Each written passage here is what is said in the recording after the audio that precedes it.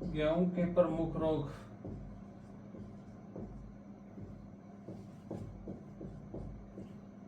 यानी गेहूं की फसल में प्रमुख रोग।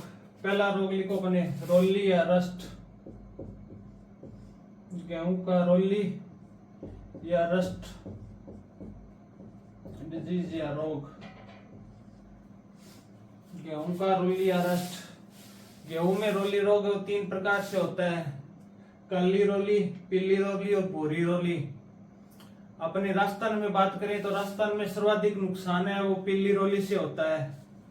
और ये पीली रोली है, ये अपने अधिक ठंड पड़ती है ना तब इसका ज्यादा आक्रमण होता है। यानी अक्टूबर के महीने में ये रोली है, इसका फैलने का उपयुक्त मौसम है वो अक्टूबर का महीना होता है।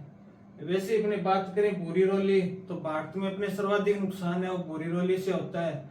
भूरी रोली का फैलने का समय होता है जनवरी माह। और लास्ट अपनी एक काली रोली, इसे तना रस्ट भी बोलते हैं, स्टेम रस्ट या समर रस्ट भी कहते हैं। इसका फैलने के लिए उपयुक्त समय है मार्च अप्रैल। तो इसके अंदर पहले देखो अपने भारत में रोली रोग के जनक कौन है। भारत में रस्ट रोग के जनक है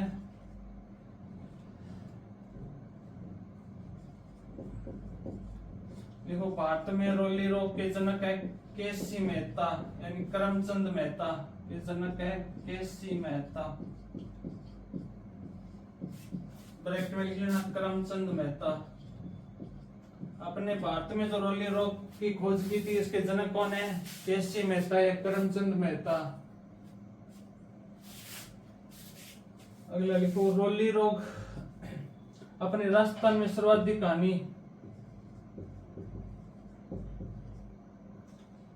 राजस्थान में सर्वाधिक हानि पीली रोली से होती है।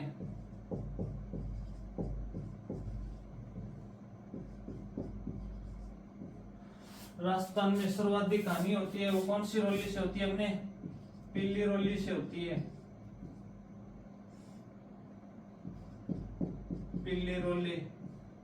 और पीली रोली का फैलने का समय है वो कौन सा महीना है, अपने जब अधिक ठंड पड़ती है ना दिसंबर माह में रोली ज्यादा फैलती है। दिसंबर माह में पहली लाइन क्या है, राजस्थान में सर्वाधिक हानि होती है वो पीली रोली से होती है। और पीली रोली का फैलने का समय दिसंबर, जबकि अधिक ठंड पड़ती हो तब। अधिक ठंड में ये रोली ज्यादा फैलती है। दूसरा है भारत में सर्वाधिक नुकसान।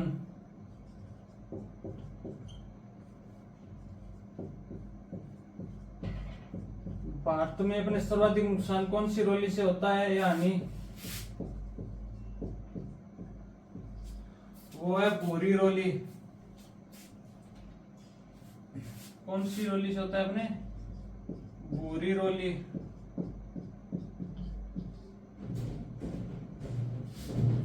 भूरी रोली का फैलने का उपयुक्त समय है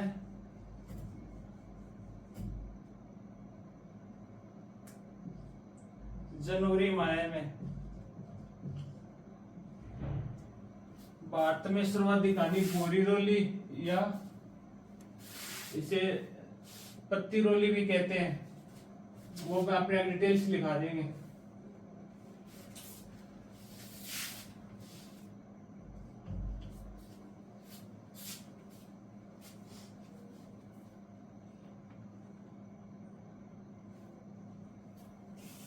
पूर्वी भारत या देश के मध्य भाग में, इसलिए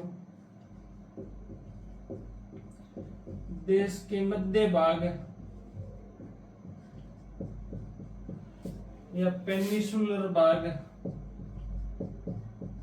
पेनिसुलर भाग, मध्य भाग में अपने कौन कौन से राज्य आते हैं, यूपी, महाराष्ट्र। इनमें सर्वाधिक नुकसान है वो कौन सी रोली से होता है, देश का मध्य भाग या पेनिसुलर भाग। भाग ब्रैकेट में लिख लेना यूपी। यूपी में सर्वाधिक हानि, सर्वाधिक हानि है वो काली रोली से होती है। हानि किससे होता है, काली रोली या इसे स्टेम रस्ट या समर रस्ट भी कहते हैं, काली रोली से। और काली रोली इसका फैलने का समय है मार्च अप्रैल। मार्च अप्रैल यानी ये अधिक तापमान होता है ना अपने, तब ये ज्यादा फैलती है। मार्च अप्रैल आगे लिख लेना, अधिक तापमान में। जब अधिक तापमान होगा तो सर्वाधिक रोली कौन सी फैलेगी अपने, काली रोली। और अधिक ठंड होगी, ठंड में ज्यादा कौन सी रोली फैलती है अपने, पीली रोली। जो अपने उत्तरी पश्चिमी भाग यानी राजस्थान में, हरियाणा में सर्वाधिक नुकसान होता है इससे। और यूपी में बुझले सर्वाधिक नुकसान तो काली रोली से होता है। और पूरे भारत में बुझले तो सर्वाधिक नुकसान वो भूरी रोली।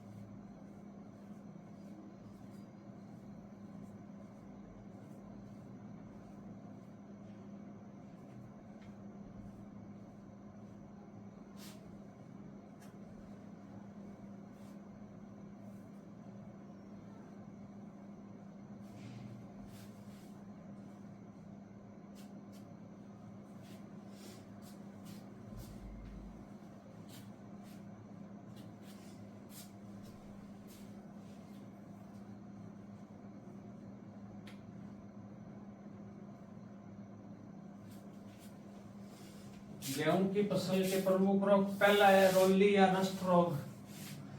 पहला अपना है रोली या रस्ट। भारत में रोली रोग के जनक कौन थे, केसी मेहता या करमचंद मेहता।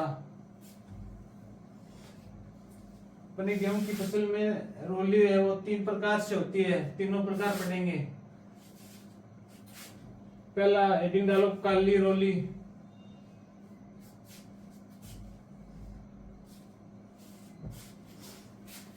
पहले अपने पढ़ेंगे गेहूं की फसल में काली रोली, या इसे तना रोली भी कहते हैं, काली तना रोली भी कह सकते हैं। काली रोली या तना रोली यानी ब्लैक स्मट या स्टेम या समर रस्ट भी कहते हैं।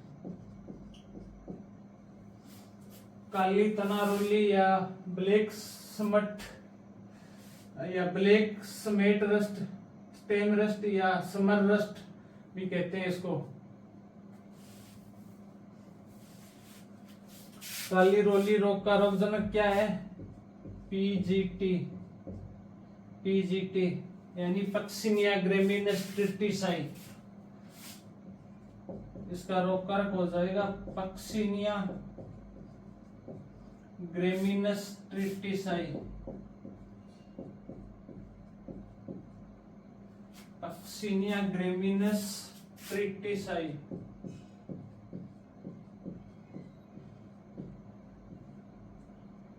ट्रिटिसाई शॉर्ट फॉर्म में याद रखना अपनी, पीजीटी यानी पक्सिनिया ग्रेमिनस ट्रिटिसाई।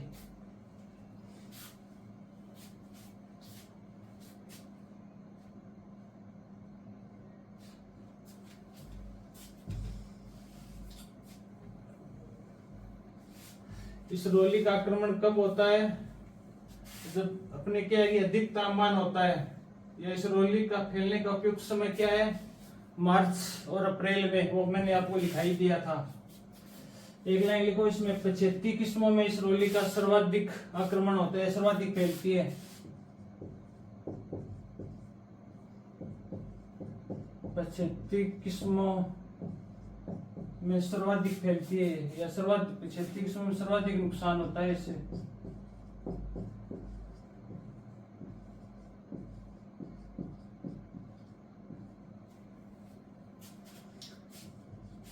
क्षति किस्मों में सर्वाधिक नुकसान होता है, या अधिक तापमान, अधिक तापमान मार्च अप्रैल सर्वाधिक फैलती है ये।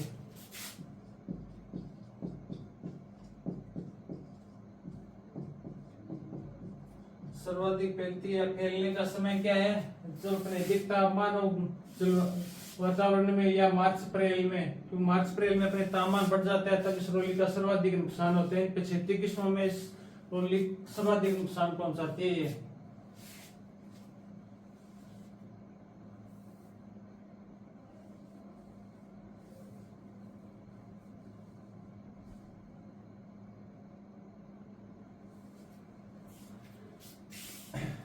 अब अगला लिखो एकांतर पोषी, यानी पोषी परपोषी। अपने पढ़ा था भी रोली रोग में भी इसका होस्ट प्लांट कौन सा होगा? भी इसमें अपना जीवन चक्र पूर्ण करने के लिए क्या है कि अलग अलग पादपों पर अपना जीवन चक्र पूर्ण करती है।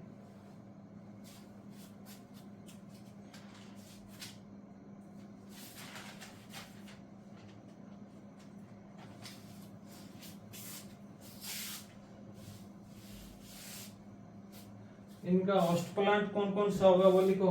पहला लिखो एकांतर परपोषी,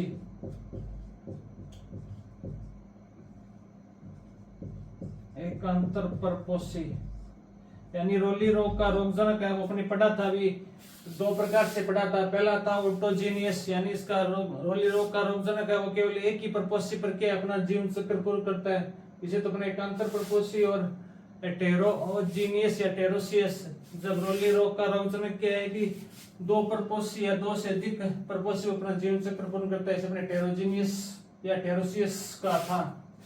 पहला लिखो इसका एकांतर परपोषी। एकांतर परपोषी में इसके अंदर आ जाएगा कौन से पादप पर ये करेगी? बारबेरी। रोली रोग का रोगजन, काली रोली रोग का रोगजनक है जो पक्षी ने ग्रेमिनेटिस है, ये अपना बारबेरी पादप है, इस पे अपना जीवन चक्र पूर्ण करता है।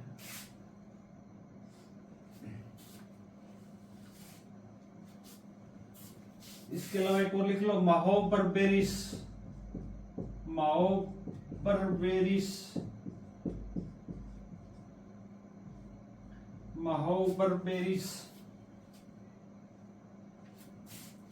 माहोबरबेरिस या माहोनिया स्पेसीज पर भी कह सकते हैं। माहोनिया स्पेसीज, माहोनिया स्पेसीज।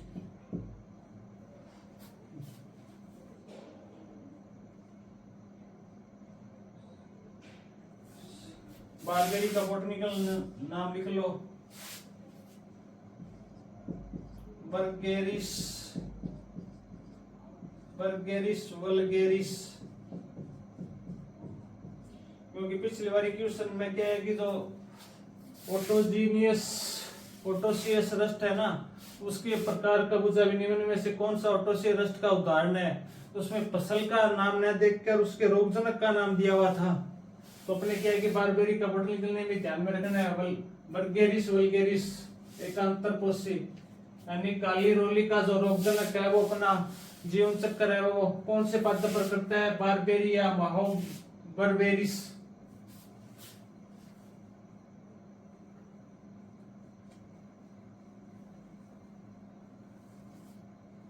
एकांतर परपोषी अल्टरनेट होस्ट, अल्टरनेट होस्ट। रोली काली रोली का रोगजनक है वो एकांतर परपोषी में बात करें तो बारबेरी पादप पर के अपना जीवन चक्र पूरा करता है। दूसरा अपना बात करें दीपार्श्विक, दीपार्श्विक परपोषी, दीपार्श्विक होस्ट की बात करें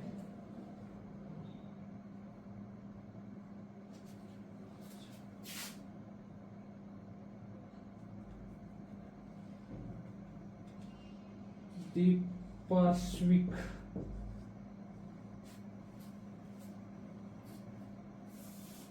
दीपार्श्विक परपोषी अल्टरनेट होस्ट में अपने हो गया बारबेरी या माहोबरबेरिस या माहोनिया स्पेसीज।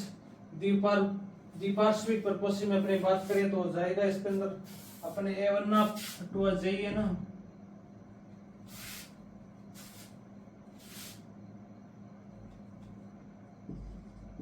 सीधा लिख लो जय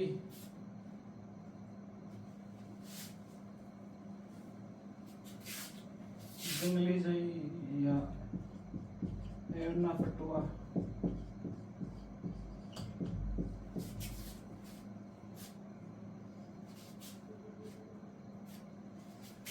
या ब्रिजा माइनर घास है ना, वो भी है ब्रिजा माइनर,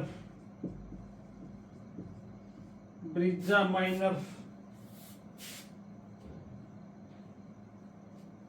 या ब्रोमस पेटुलस घास पर भी करती है, ब्रोमस पेटुलस, पेटुलस, ब्रोमस पेटुलस।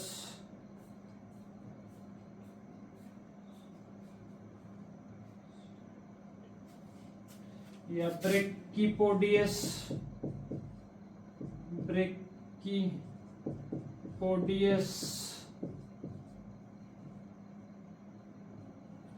ब्रेकिपोडियस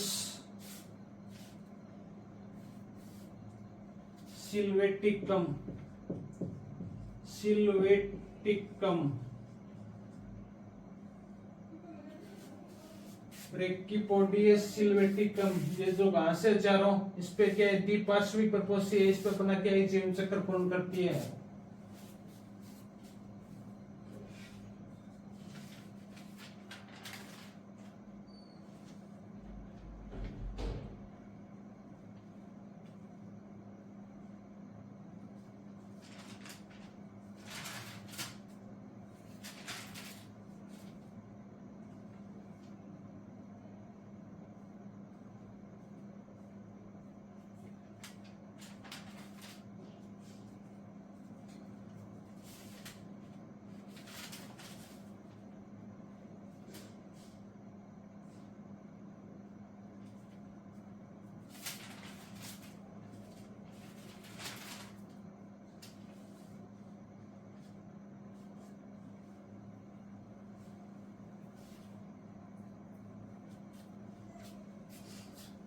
पहले अपना काली रोली या स्टेमरस्ट या समरस्ट भी कहते हैं, इसका रोगकारक है पक्सिनिया ग्रेमिनेस्टेटिस है। ये काली रोली पिछेती किस्मों में क्या है, सर्वाधिक नुकसान पहुंचाती है।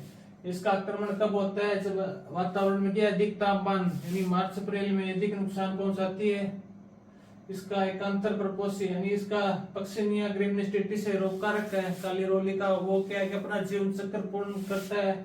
अल्टरनेट होस्ट उसमें हो जाएगा बारबेरिया बाहोबरबेरिस या माओनियस पे, जिसके पादप हो जाएंगे।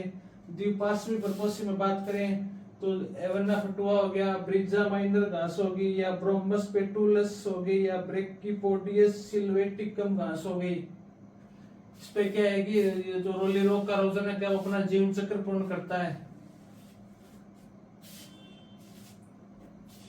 द्विपार्श्विक प्रपोषी में क्या है कि इसमें जो भी घासें आएगी उनका कुल क्या है, जो फसल का कुल होगा वही कुल होगा। यानी इसमें जो भी घासें आएगी वो समान फैमिली की होगी, समान फैमिली। द्विपार्श्विक प्रपोषी के अंदर जो फसल का कुल होगा ना, वही इन घासों का कुल होगा। द्विपार्श्विक प्रपोषी के अंदर जितने भी घास या पादप आएंगे वो समान फैमिली के होंगे।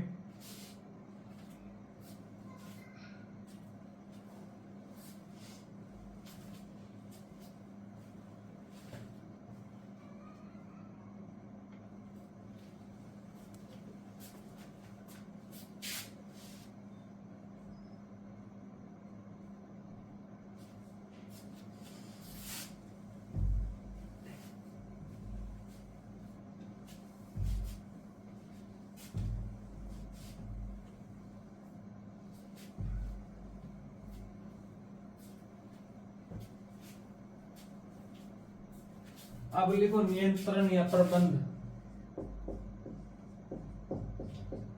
नियंत्रण, नियंत्रण में एक लाइन लिखो, वीएस पर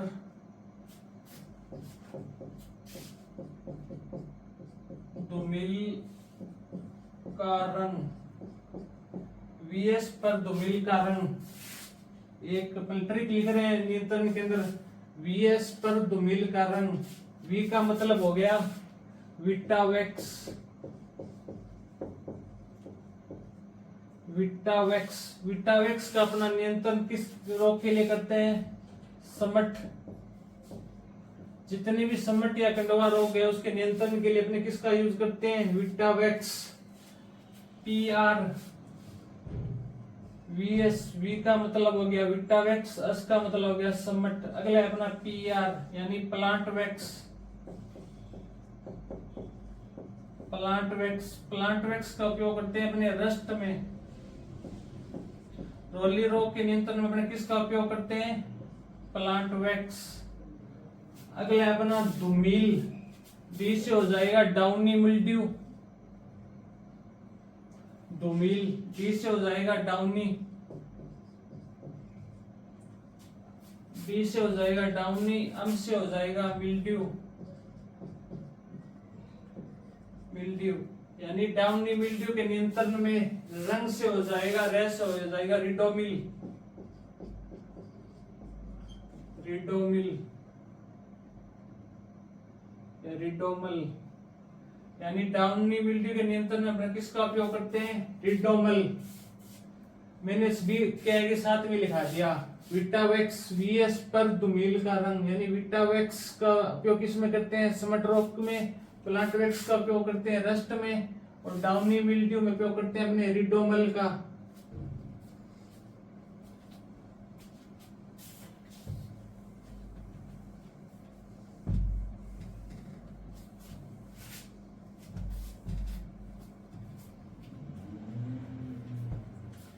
एक और लिख लो पाउडरी मिल्ड्यू,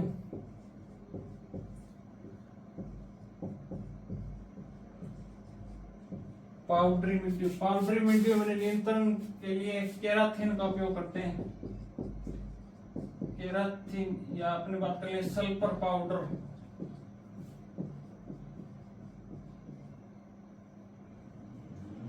सल्फर पाउडर,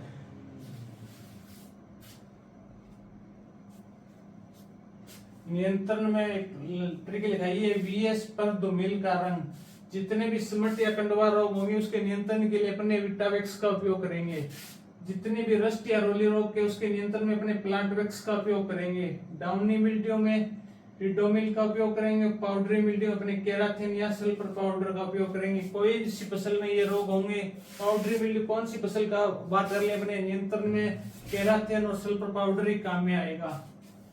और एक लाइन और लिखो नोट लगा के, बीज के द्वारा फैलने वाले रोगों में आपको लिखाई दिया था, इसमें 2 ग्राम या 3 ग्राम का उपयोग किया जाता है, कैप्टान, थेराम, सेरासेन, एग्रोसान, कार्बेंडाजिम, वो तो मैंने कल आपको लिखाई दिया था।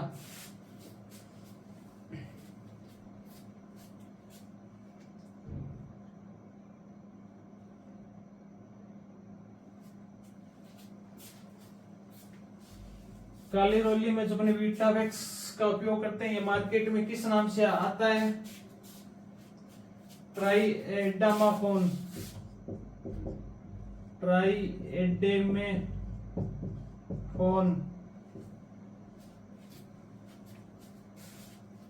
ट्राइएडेमेफोन नाम से ये मार्केट में मिलता है। इसके बाद अपन बात करें तो जिनेब, जिनेब का उपयोग कर सकते हैं, या प्रोपिकोनाजोल का भी उपयोग कर सकते हैं, प्रोपिकोनाजोल, प्रोपिकोनाजोल,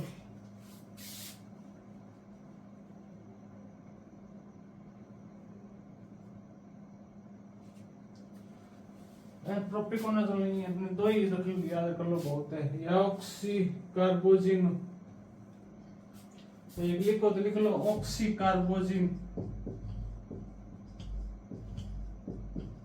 ऑक्सीकार्बोजिन,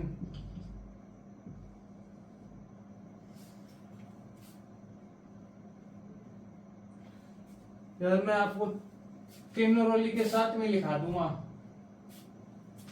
आप ये यहाँ पर मत लिखो, मैं आपको किन्नोरोली रोग है ना उसके साथ में लिखा दूंगा।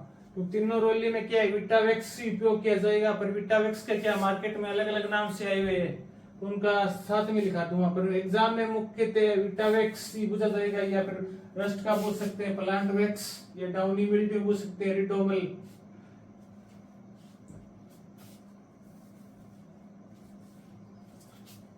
अगला लिखो अपने भूरी रोली। भूरी रोली 2 नंबर पर भूरी रोली।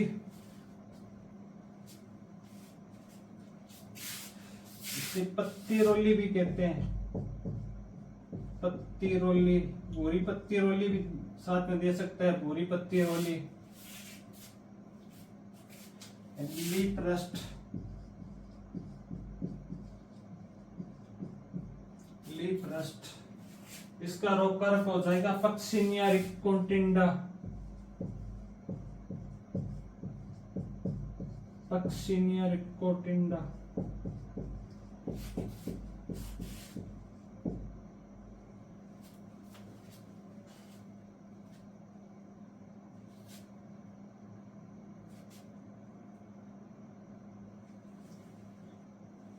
Puccinia recondita, sorry, Puccinia recondita, Puccinia रिकोडिटा,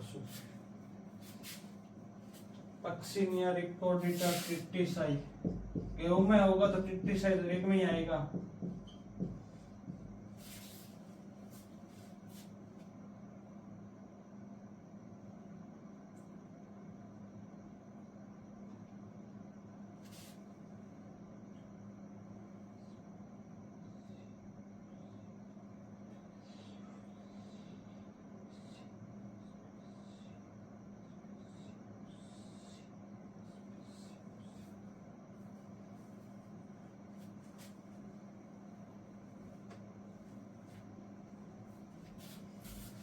बोरिनोली का आक्रमण सर्वाधिक कब होता है? फैलने का समय, वैसे तो लिखाया हुआ है मेरा पहला, आपको फैलने का समय इसका हो जाएगा जनवरी माह में, जनवरी माह में। भारत में सर्वाधिक नुकसान पहुंचाती है, जो लिखाया हुआ है ये मेरा आपको।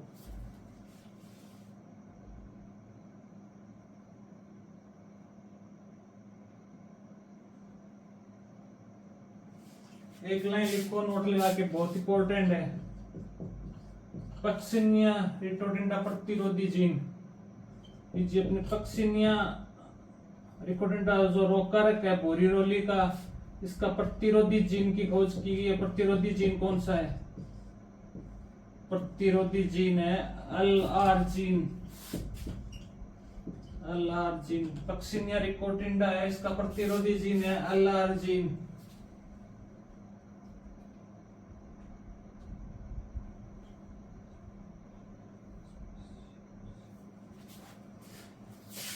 इसका एकांतर कोशीय अल्टरनेट होस्ट, एकांतर प्रपोषी, इसमें एकांतर प्रपोषी हो जाएगा थेलिक्ट्रम स्पेसियोसिमम, स्पेसियोसिमम,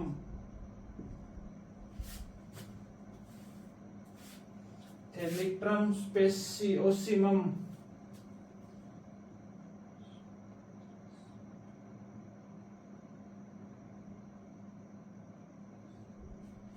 या आइसोपाइरस, अगली घास हो जाएगी आइसोपाइरस, आइसोपाइरस फ्यूमेरोसम, आइसोपाइरस फ्यूमेरोटेंडस,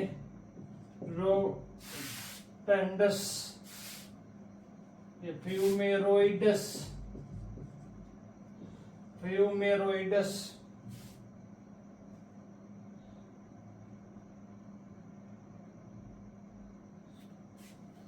या इसको लेप्टोपाइरस भी कहते हैं। आइसोपाइरस फ्यूमेरोइडस है, इसको लेप्टोपाइरस, लेप्टोपाइरस फ्यूमेरोइड्स भी कहते हैं। इसके अल्टरनेट राष्ट्र में दो घासें आ जाएगी। पहली घास है थेलिक्रम स्पेसियोसिमम, दूसरी हो जाएगी आइसोपाइरस फ्यूमेरोइड्स, या इसको लेप्टोपाइरस फ्यूमेरोइड्स भी कहते हैं।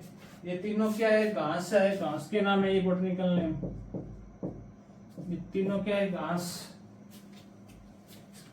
नाम तो टफ है पर कोई बात नहीं, 3-4 बार रिविजन करोगे तो याद हो जाएगा। एकांतर प्रपोज में बात करें बोरेरोली का तो हो जाएगा थेलिक्रम स्पेसियोसिमम या आइसोपाइरस फ्यूमेरोइड्स।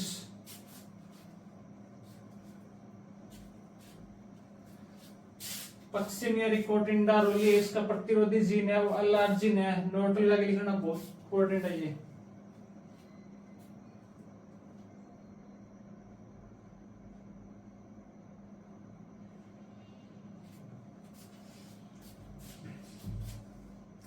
अब अगले अपना पिल्ली रोली।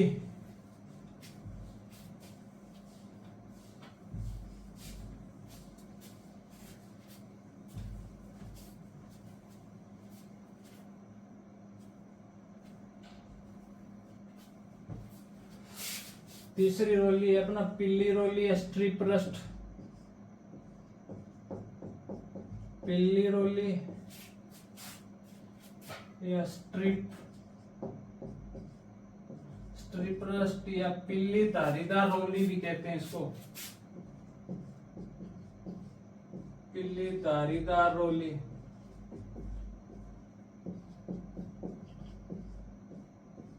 इसका रोगकारक हो जाएगा Puccinia striiformis. Puccinia striiformis tritici.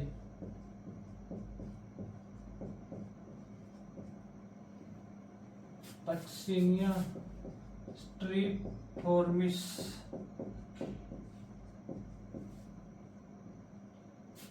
Puccinia striiformis tritici. Puccinia striiformis tritici. पिल्ली रोली का फैलने का समय हो जाएगा अपने दिसंबर, यानी वातावरण में अधिक ठंड में फैलती है। फैलने का समय अधिक ठंड हो तो कौन सी रोली फैलती है? अपने अक्टूबर माह हो जाएगा इसका। और सर्वाधिक नुकसान पर राजस्थान में कौन सी रोली से होता है? पिल्ली रोली से।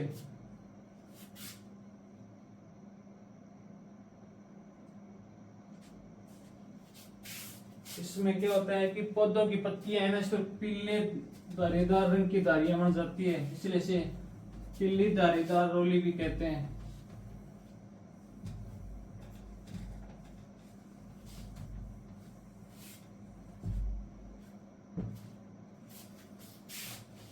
लक्ष्य में पत्तियों पर पिल्ली धारियां बन जाती है। पत्तियों पर पिल्ली धारियां बन जाती है।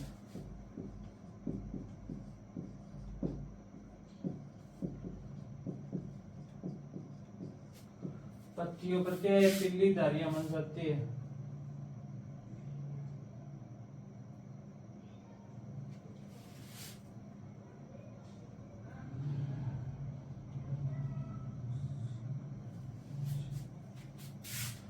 इसके नियंत्रण या प्रबंध में बात करें तो अपने वही विटावेक्स है, वो किस नाम से? प्रोपिकोनाजोल।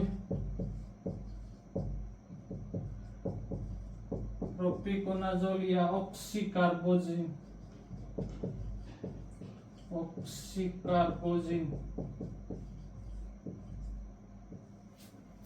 प्रोपिकोनाजोल या ऑक्सीकार्बोजिन।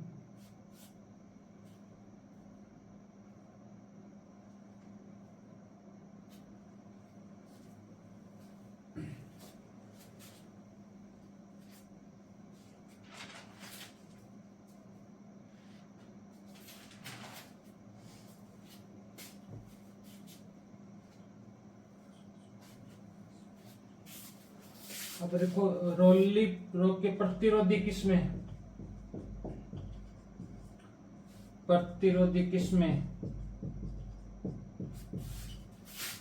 लर्मा रोजा, लरमा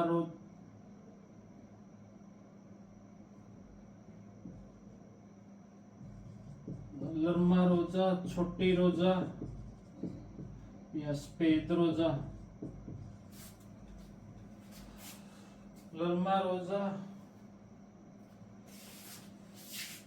या छोटी लरमा है, सॉरी, छोटी लरमा या सफेद लरमा या सोनालिका, किसमें सोनालिका। ये 4 किस्म है। ये क्या है? रोली रोग के प्रतिरोधी किस्में है।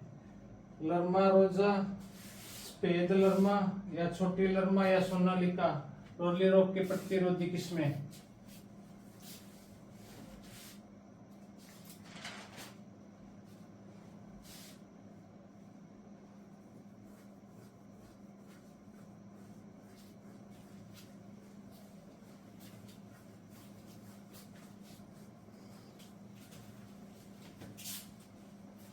लिख लिया। अब अगला लिखो अपने disease cycle of wheat crop या सॉरी रोली रस्ट।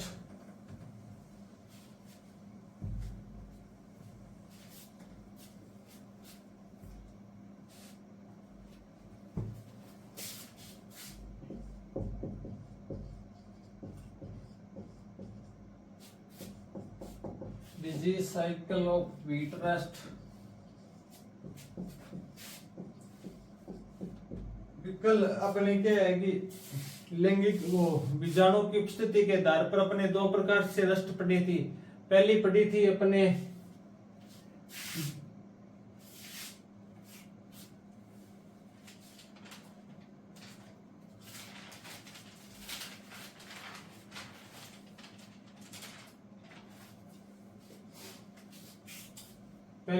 पड़ी थी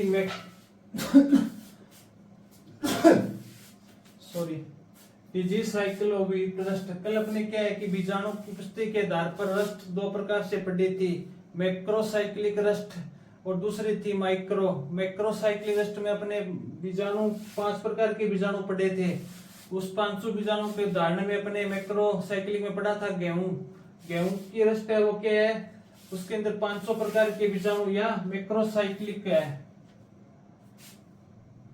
इसमें लिखो disease cycle of wheat rust. गेहूं में जो रस्ट रोग और रोली रोग होता है उसमें बीजाणु 500 बीजाणु पाए जाते हैं, यानी मैक्रोसाइक्लिक रस्ट का उदाहरण है मैक्रोसाइक्लिक रस्ट। कल अपने लिखाया भी था भी मैक्रोसाइक्लिक रस्ट है, उसका उदाहरण मैंने आपको क्या लिखाया था? गेहूं, और एक दूसरा लिखाया था गुलाब का रस्ट। तो अपने मैक्रोसाइक्लिक रस्ट का उदाहरण हो जाएगा व्हीट। इसके अंदर व्हीट में अपने क्या है 500 प्रकार के बीजाणु पाए जाते हैं। कल मैंने आपको एक ट्रिक भी लिखाई थी पीए यूनिवर्सिटी में, पंजाब एग्रीकल्चर यूनिवर्सिटी में टिब्बी रोग है। तो गेहूं में क्या है कि 500 प्रकार के बीजाणु पाए जाएंगे। PAU TB कल मैं ट्रिक लिखाई थी भी पंजाब यूनिवर्सिटी में टिब्बी रोग है। PAU पंजाब एग्रीकल्चर यूनिवर्सिटी में टिब्बी। तो P से हो जाएगा अपना पिकनियोफोर, पिकनियोस्पोर।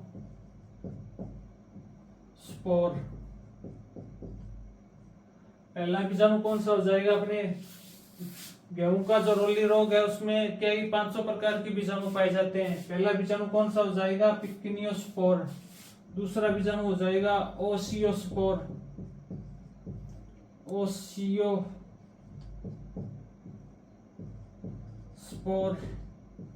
तीसरा हो जाएगा यू से यूरिडोस्पोर, यूरिडोस्पोर या यूरिडो बीजाणु। टी से हो जाएगा टीलियोस्पोर, टीलियोस्पोर। बी से हो जाएगा बेसिडियोस्पोर।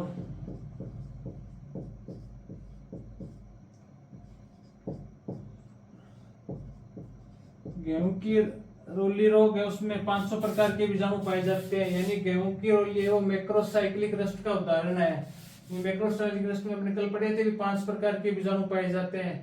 पहला हो जाएगा अपना पिकिनियोस्पोर, जो मैंने कल लिखाया था अभी 0 स्टेज जीवाणु है, एग्जाम में पूछा भी गया था विधि में से 0 स्टेज स्पोर कौन सा है, तो वो अपना पिकिनियोस्पोर हो जाएगा। इसका अन्य नाम भी लिखाया था मैंने, स्पर्मेशिया, स्पर्मेटिसिया।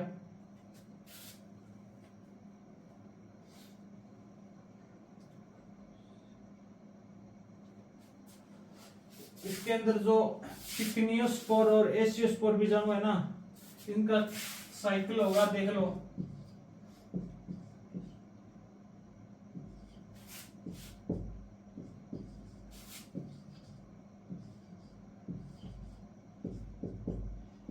ये क्या है, अभी गेहूं के अंदर क्या है, रोली लिस्ट में 500 प्रकार के बीजाणु पाए जाते हैं। ये इनका क्या है कि गेहूं की फसल में क्या है कि इनका जीवन चक्र हो जाएगा।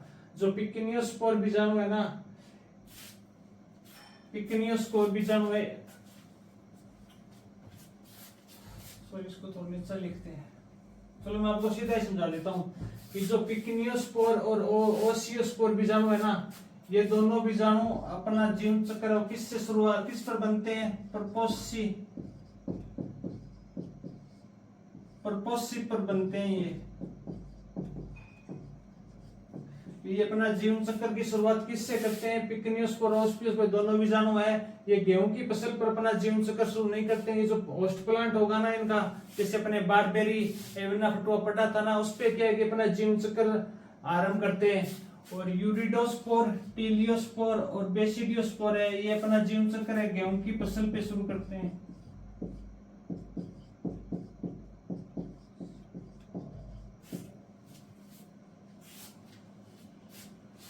गेहूं की फसल पर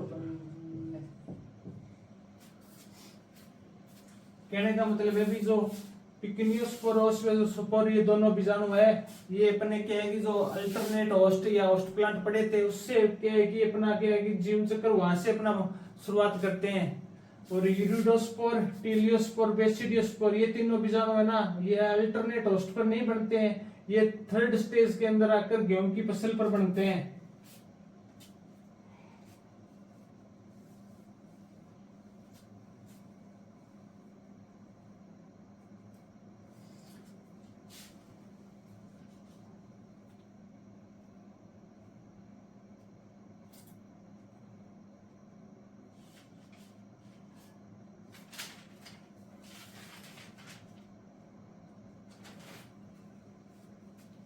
सॉरी ओसियो लिखा दिया गया, ये एसियोस्पोर होगा।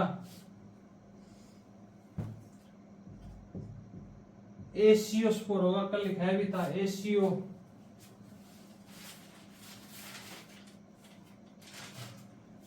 एसियोस्पोर।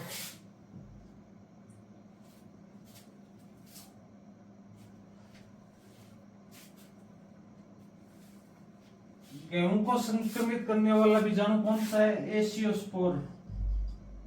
एसियोस्पोर के आगे लिख लेना, ये गेहूं को संक्रमित करने वाला बीजाणु है।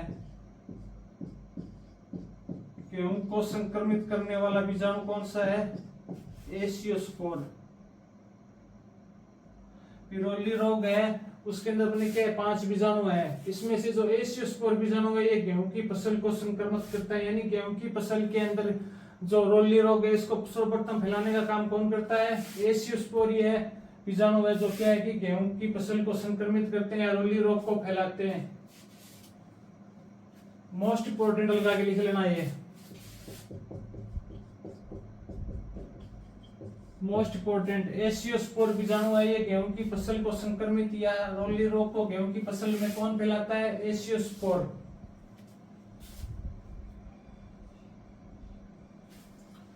जो परपोसी होस्ट प्लांट था बारबेरी, उसको संक्रमित कौन सा बीजाणु करता है, बेसिडियोस्पोर। परपोसी को संक्रमित करता है, परपोसी यानी जो बारबेरी अपने पढ़ा था उसको सर्वप्रथम संक्रमित या उसमें रोली रोग को कौन फैलाता है, बेसिडियोस्पोर जीवाणु है, ये परपोसी पादप को सर्वप्रथम संक्रमित करता है या उसमें रोग फैलाता है। मैं बार बार कह रहा हूं भी गेहूं में रोली रोग या गेहूं को संक्रमित करने वाला बीजाणु कौन सा है, एसियोस्पोर।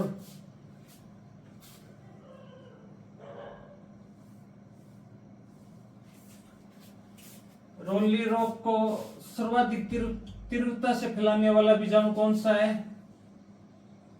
गेहूं की फसल में तीव्रता से रोली रोग को फैलाने वाला बीजाणु कौन सा है? यूरिडोस्पोर। इसके आगे लिख लेना, तीव्रता से फैलाने वाला बीजाणु।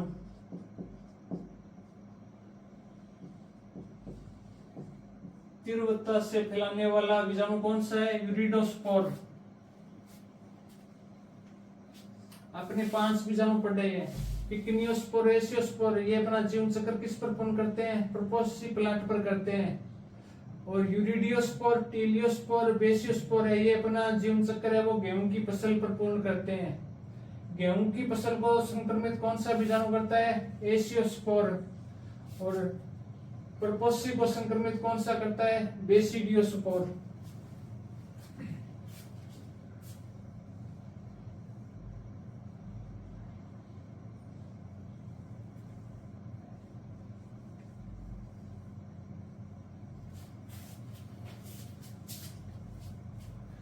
इधर लिख लो, ये दोनों तो मरते हैं प्रोपोसी पर,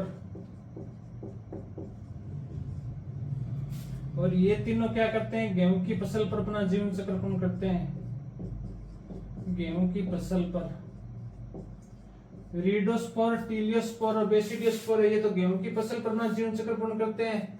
पिकनियोस्पोर, एसियोस्पोर बीजाणु है, ये प्रोपोसी पर। गेहूं की फसल को संक्रमित करने वाला बीजाणु कौन सा है? एसियोस्पोर। तीव्रता से रोली रोग को फैलाने वाला बीजाणु है यूरिडोस्पोर। और प्रोपोसी को संक्रमित करने वाला बीजाणु है बेसिडियोस्पोर। यानी जो अल्टरनेट होस्ट प्लांट होते हैं बारबेरी, उसमें रोली रोग को कौन फैलाता है? बेसिडियोस्पोर।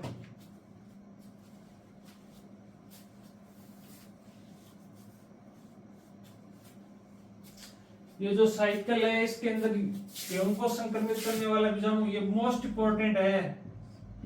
यहां से लगभग 100% क्वेश्चन पूछा जाएगा।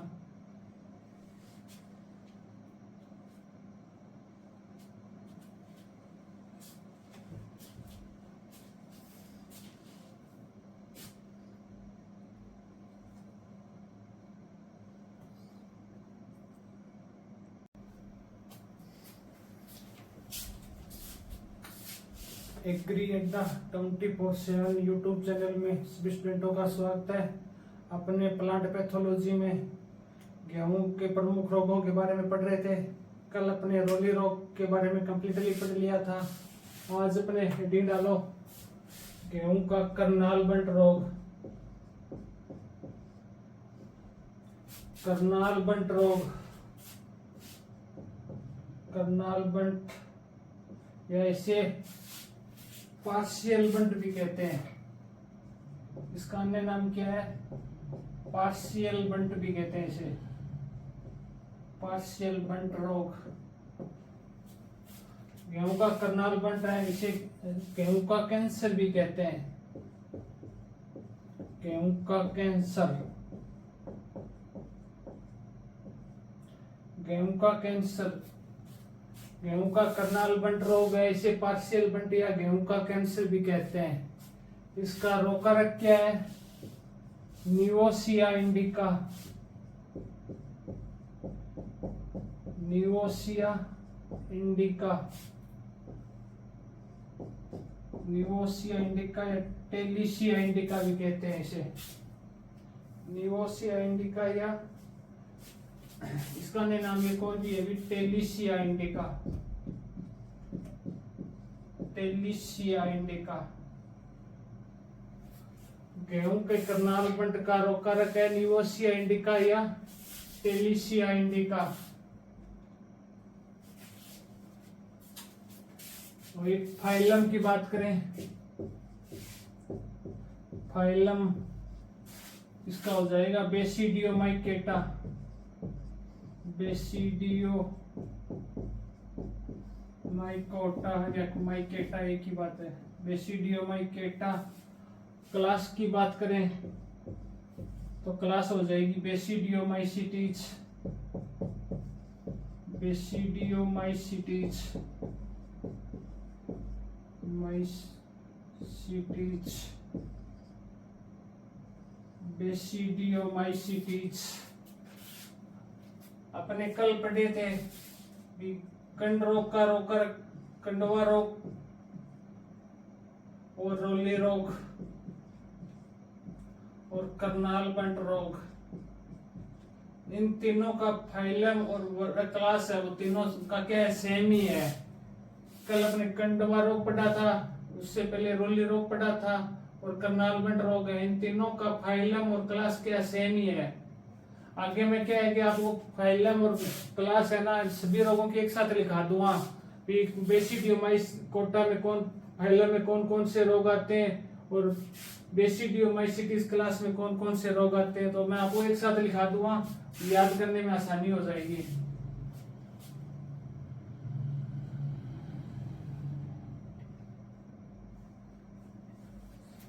ऑर्डर ऑर्डर या गण हो जाएगा टिलेशियस या टिलेटेलिस।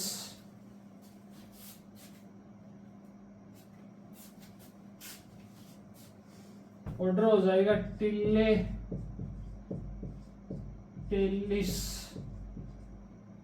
टिलेटेलिस।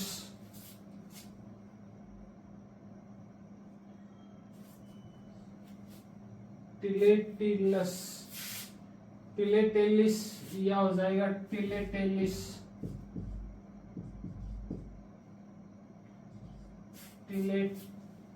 टिलेटिलस। ऑर्डर या गण क्या हो जाएगा, टिलेटेलिस या टिलेटिलस।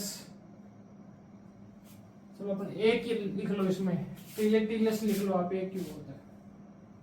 ऑर्डर क्या हो जाएगा, टिलेटिलस।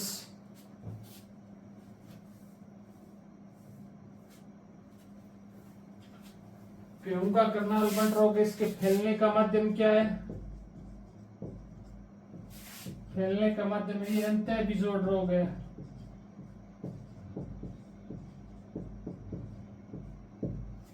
गेहूं का करनाल बंट रोग है, ये क्या है, सॉरी बाह्य बीजोड़ है, ये अंतःबीजोड़ नहीं, बाह्य बीजोड़ है, बाह्य बीजोड़ है। ये गेहूं का करनाल बंट रोग है, वो बाह्य बीजोड़ रोग है।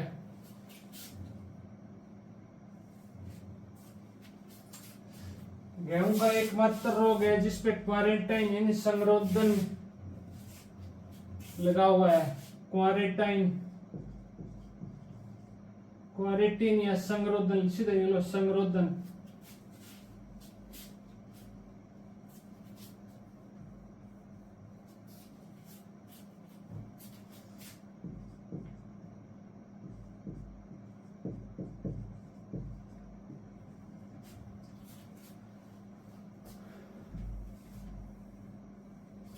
पहला इतना लिखो, इसमें सही बाजू डालेंगे।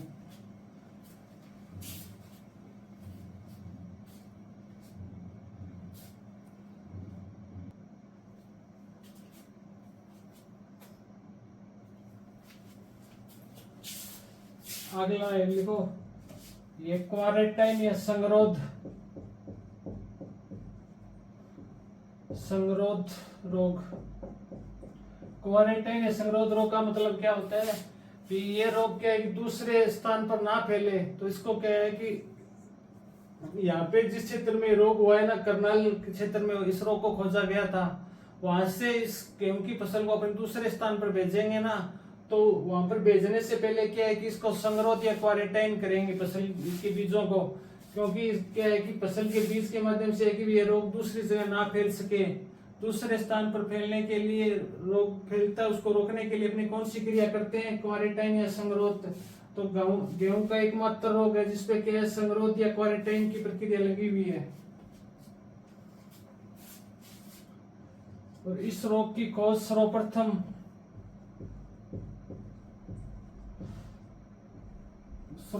खोज मित्रा नामक वैज्ञानिक ने की थी। मित्रा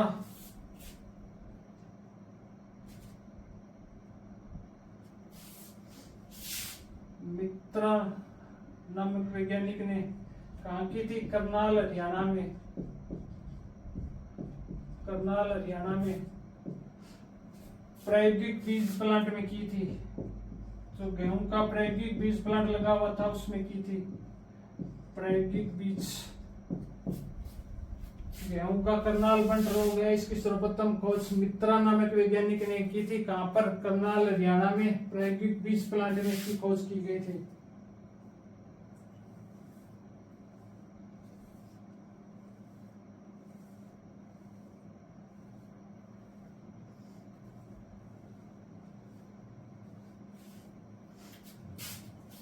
अगला लिखो लक्षण।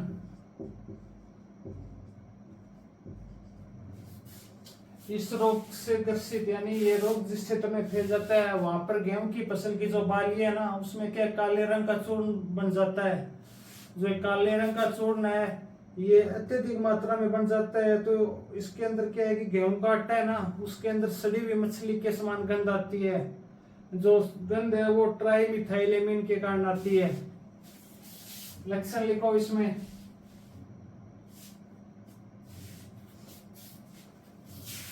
बीज है, जो गेहूं की फसल की बीज है वो आंशिक रूप से काले चूर्ण में बदल जाते हैं। आंशिक रूप से काले चूर्ण में बदल जाते हैं। क्या है कि फसल के है कि अपनी परिपक्वावस्था पर आ गई तब अपने क्या है कि बीज को फोड़ के देखेंगे ना बालियों के अंदर तो काले रंग का चूर्ण बना हुआ दिखाई देगा।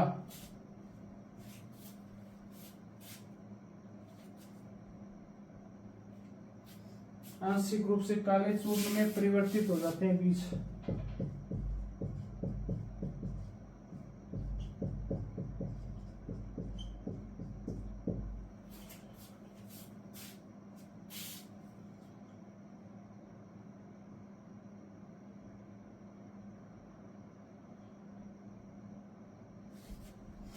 ये जो काला चूर्ण है ना सड़े काले चूर्ण में, अगली लाइन लिखो सड़े काले चूर्ण से चूर्ण के कारण गेहूं के दाने या गेहूं के प्रेक्टोलिन आटे में, गेहूं का जो आटा होगा ना करनाल बंट रोग से ग्रसित जो भी गेहूं के दाना या आटा होगा उसमें सड़ी हुई मछली के समान गंध आती है। सड़ी हुई मछली के समान गंध आती है।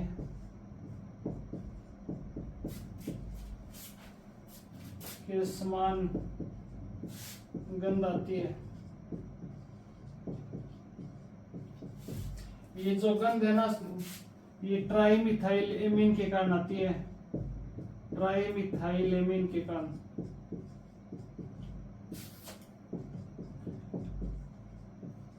ट्राइमिथाइलेमिन के कारण।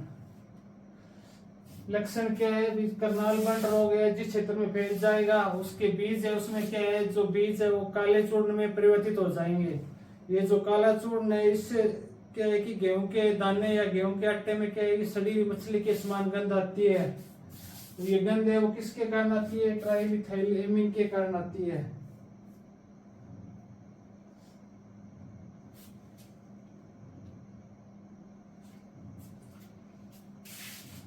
इसका जो रोग कारक है ना नोट लगा के लिखना, निवोसिया इंडिका। ये गेहूं के दानों में जो भ्रूण होता है ना भ्रूण को नुकसान पहुंचाता है। भ्रूण को नुकसान पहुंचाता है। भ्रूण को नुकसान पहुंचाता है। नोट लगा के लिखना। ये गेहूं का कौन सा रोग है जिसका रोग कारक के भ्रूण को नुकसान पहुंचाता है? तो अपना हो जाएगा करनाल बंट। निवोसिया इंडिका टीसिया इंडिका नामक रोग कारक है जो कवक है वो क्या है कि भ्रूण को क्या है कि खाकर नष्ट कर देता है।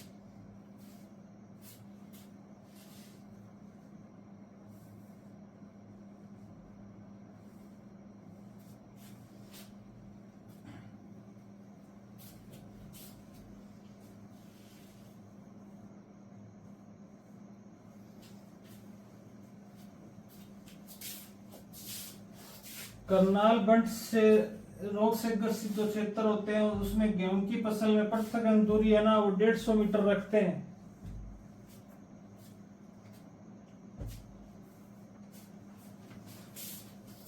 अगली लाइन लिखो, नोट लगा के लिखना, एग्जाम में आई हुई है। इस रोग से ग्रसित क्षेत्रों में पृथक दूरी है वो 150 मीटर रखते हैं।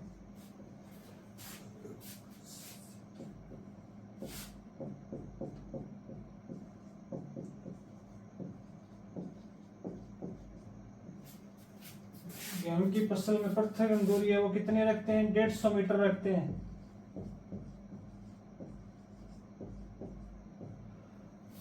नोट लगाइए, आया हुआ क्वेश्चन है, इंपॉर्टेंट है कि करनाल बंट से ग्रसित क्षेत्रों में जो गेहूं की फसल में पृथक दूरी रखते हैं वो कितनी है?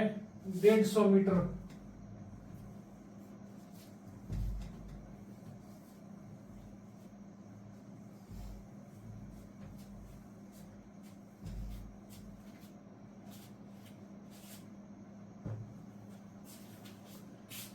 प्रबंध में मैंने आपको लिखाया हुआ कि बीजोपचार करेंगे, बीजगणित है तो इसमें एग्रोसाइन 2 ग्राम लेंगे और कार्बेंडाजिम काम में ले लेंगे।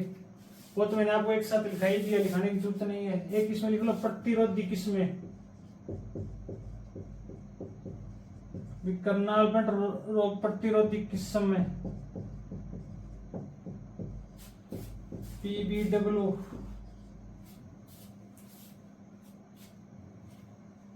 PBW 502 और सोनालिका। ये इंपॉर्टेंट है, PBW 200 नई किस्म है।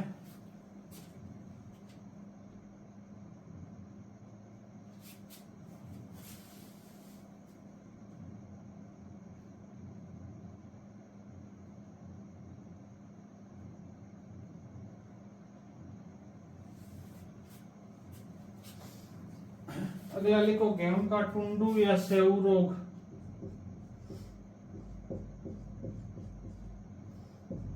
गेहूं का टुंडू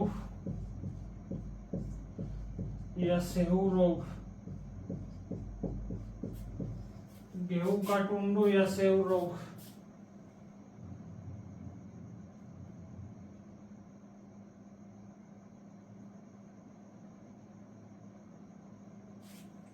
गेहूं का टुंडू या सेऊ रोग, ये गेहूं में ये रोग है, जीवाणु प्लस सूत्रकृमि दोनों से फैलता है। जीवाणु प्लस सूत्रकृमि, जीवाणु प्लस सूत्रकृमि। इसमें जीवाणु है वो क्लेवीबैक्टर हो जाएगा, जीवाणु हो जाएगा क्लेवीबैक्टर ट्रिटिसाई, क्लेवीबैक्टर ट्रिटिसाई।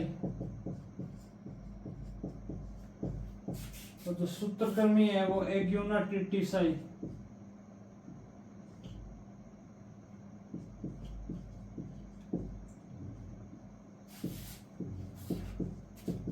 ट्रिटिसाई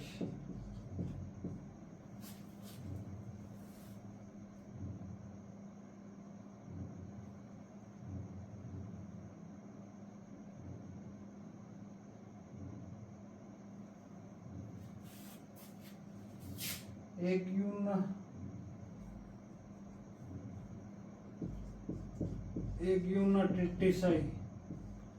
गेहूं का टुंडू या सेऊ रोग है वह जीवाणु प्लस सूत्रकृमि दोनों के माध्यम से फैलता है। जीवाणु हो जाएगा क्लेवीबैक्टर ट्रिटिसाई और सूत्रकृमि हो जाएगा एग्यूना ट्रिटिसाई। इसमें फैलाने का काम कौन करता है? जीवाणु। फैलाने का काम मतलब इस रोग का वाहक कौन होगा? जीवाणु। ये रोग सूत्रकृमि है, सूत्रकृमि है, इसको फैलाएगा कौन? जो क्लेवीबैक्टर जीवाणु है, इसको फैलाने का काम करता है। फैलाना काम कौन करेगा? क्लेवीबैक्टर जीवाणु। क्लेवीबैक्टर जीवाणु का एक अन्य नाम भी है, इसे रेथियम बैक्टर भी कहते हैं, रेथिया बैक्टर।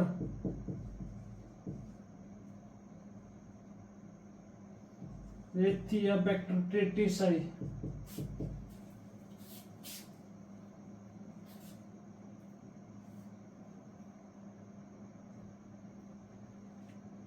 रेथिया, इसको लिख लो रेथाइबैक्टर, तो इसको ऐसे लिख लो रेथाइबैक्टर, रेथाइबैक्टर ट्रिटिसाई भी कहते हैं। रेथाइबैक्टर भी कहते हैं। गेहूं का टुंडो या सेव रोग है, जीवाणु प्लस सूत्रकृमि दोनों से फैलता है। इसका फैलाने का काम करता है जो जीवाणु क्लेबैक्टर या रेथाइबैक्टर सूत्रकृमि है, वो हो जाएगा एग्यूनाटिटिसाई। जीवाणु प्लस सूत्रकृमि दोनों को मिलाकर बूझ ले तो इसका हो जाएगा कोरोनोबैक्टीरियम ट्रिटिसाई। कोरोनाबैक्टीरियम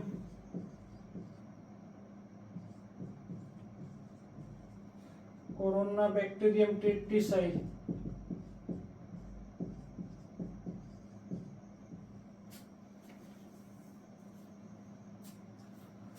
गेहूं का टुंडू रोग है, वो जीवाणु प्लस सूत्रकृमि से होता है।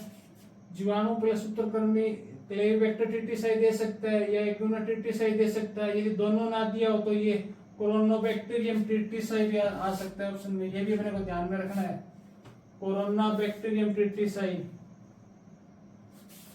ये एग्जाम में क्लेबैक्टर दे सकता है, एग्यूनाटिटिसाई दोनों साथ में दे सकता है, या फिर दोनों ना देकर ये कोरोनाबैक्टीरियम भी दे सकता है, या तीनों भी दे सकता है। लास्ट में लिख दिया प्रोक्स भी, तो तीनों ही होंगे।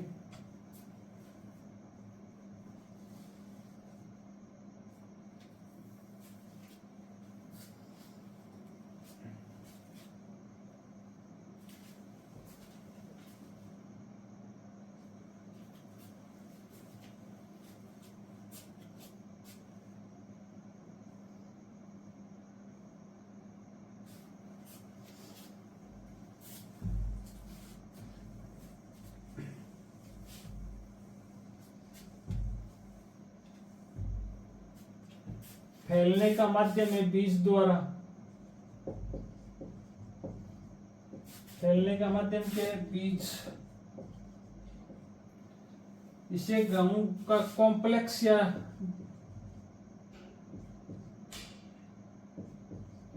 कॉम्प्लेक्स डिजीज, ऐसे हिंदी में लिखो जटिल रोग भी कहते हैं इसे, जटिल रोग। इसे गेहूं का कॉम्प्लेक्स डिजीज या जटिल रोग भी कहते हैं।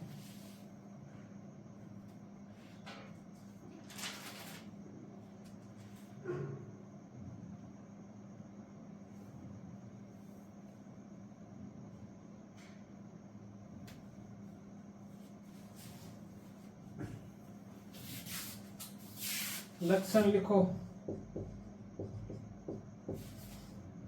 पत्तियां व बालियों से क्या होता है? पीले रंग का स्राव होता है। चिपचिपा पदार्थ का स्राव होता है। पत्तियों व बालियों से पीले रंग का स्राव होता है। पीले रंग का, और यानी चिपचिपा पदार्थ निकलते हैं, जिससे क्या है कि पत्तियां, जिससे पत्तियां कर्लिंग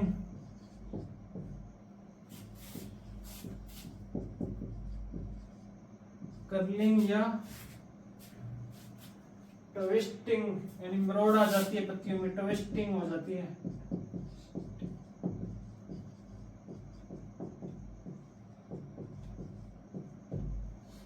इस रोग का लक्षण क्या है? पत्तियों बालियों से क्या है? पीले रंग का चिपचिपा पदार्थ का स्राव होता है, जिससे क्या पत्तियां वो कर्लिंग या ट्विस्टिंग हो जाती है। पत्तियों में क्या है कि कर्लिंग मरोड़ आ जाती है। पत्तियों में एक जगह क्या है, पत्तियां मुड़ के एक जगह इकट्ठी हो जाती है।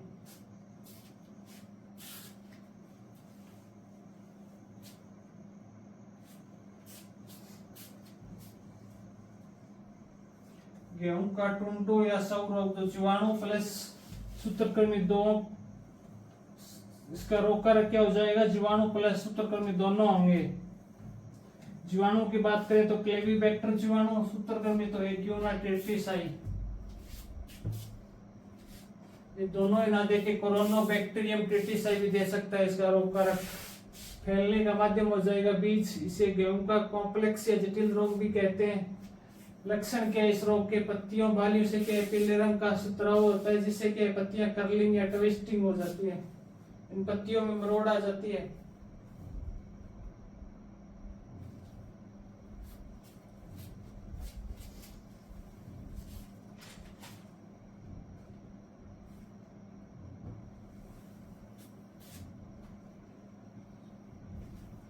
इस रोग के अन्य नाम लिखो।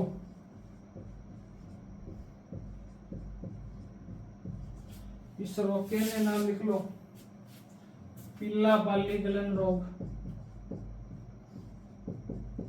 पिल्ला बाली गलन क्या है? पत्तियों और बालियों से क्या पीला रंग का सतराव होता है, जिसे इसे पिल्ला बाली गलन रोग भी कहते हैं। Yellow ear root, yellow ear rot,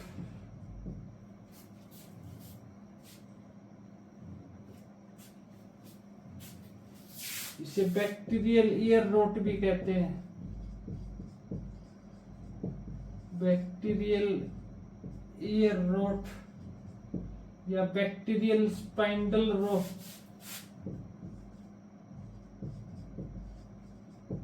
या बैक्टीरियल स्पाइक ब्लाइट भी कहते हैं।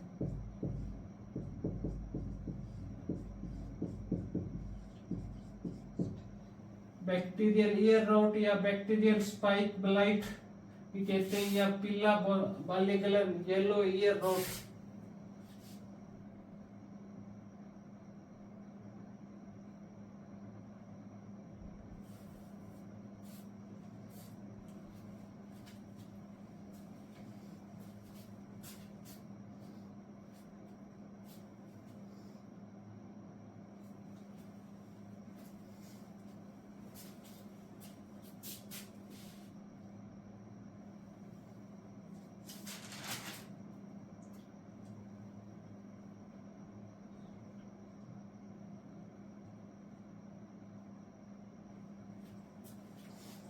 अगला लिखो गेहूं का ईयर कोकल या सीड गाल रोग।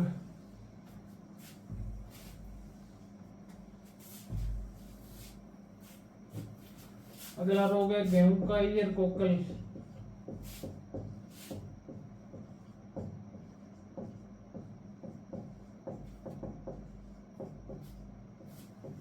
गेहूं का ईयर कोकल या सीड गाल, सीड गाल रोग। इसका रोग कारक है एग्यूनाटिटिसाई, एग्यूनाटिटिसाई।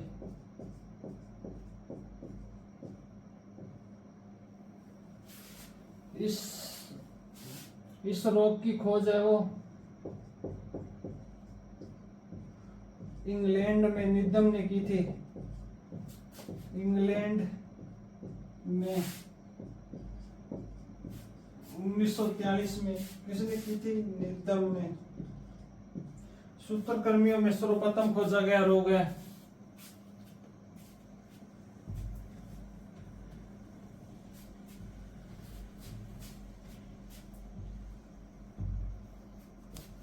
नीचे नोट लगा लिखना, सूत्रकृमि में सर्वप्रथम खोजा गया रोग।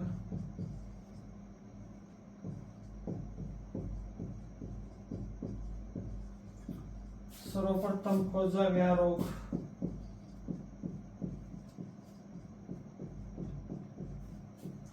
खोज किसने की थी? निदम ने, इंग्लैंड में। कब? 1943 में।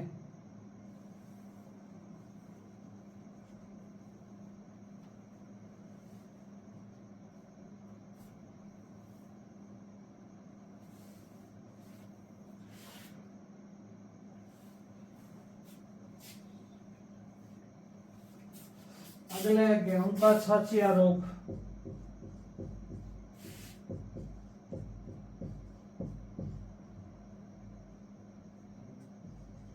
गेहूं का छाछिया रोग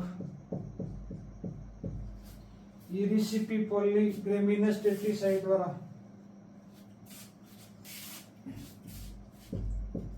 इरिसिपी ग्रेमिनस टेट्रिसाई, टेट्रिसाई का द्वारा। इसका नया नाम है ब्लूमेरिया, ब्लूमेरिया ग्रेमिनस टेट्रिसाई, ब्लूमेरिया।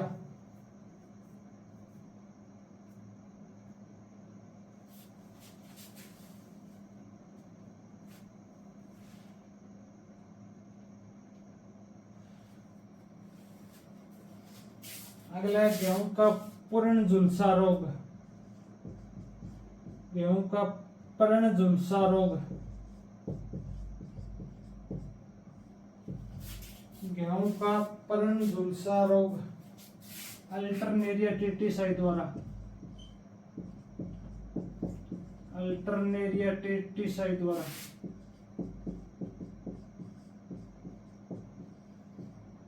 अल्टरनेरिया टिटिसाई।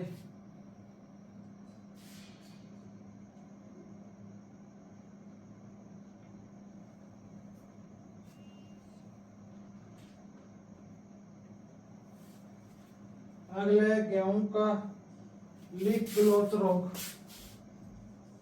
गेहूं का लीफ ब्लोच। गेहूं का लीफ ब्लोच सेप्टेरिया टिटिसाई द्वारा।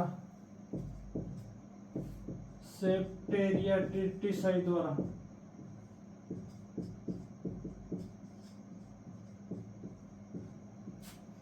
गेहूं का लीफ ब्लोच रोग सेप्टेरिया टिटिसाई द्वारा।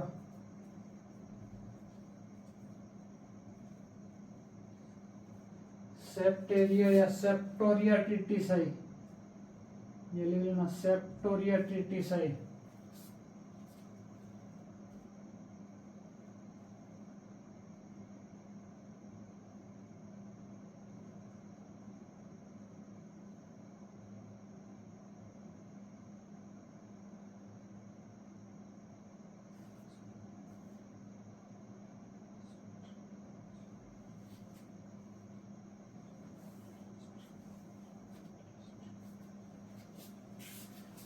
अगला है गेहूं का WSSMV।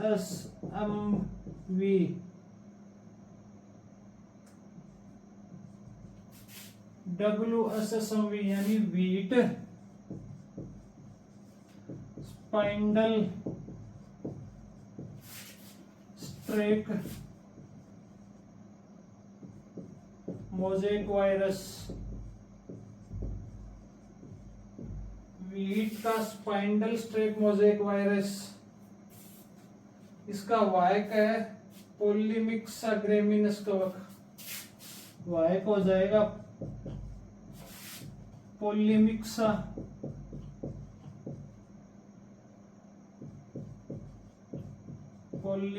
ग्रेमिनस कवक। अगला रोग कौन सा है? गेहूं का व्हीट स्पाइंडल स्ट्रेक मोज़ेक रोग वायरस रोग, इसका वायक है पोलीमिक्सा ग्रेमिनस टिटिसाई। या मैं ऊपर लिख देता हूं।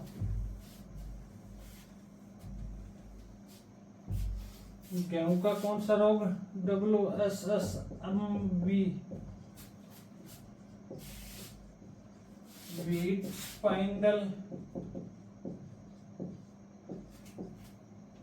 Spindle streak mosaic.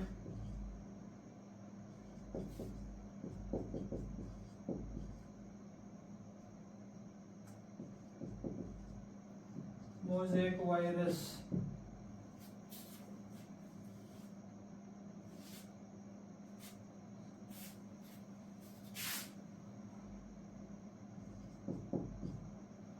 Wheat spindle mosaic Polymyxa, इसका वायक लिख लो पोलीमिक्सा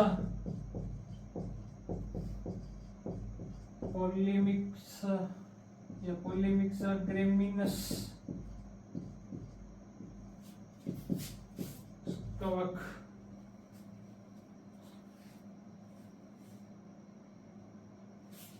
पोलीमिक्सा ग्रेमिनिस कवक है। यहीं पर भी ग्रेमिनिस है। Wheat spindle streak mosaic.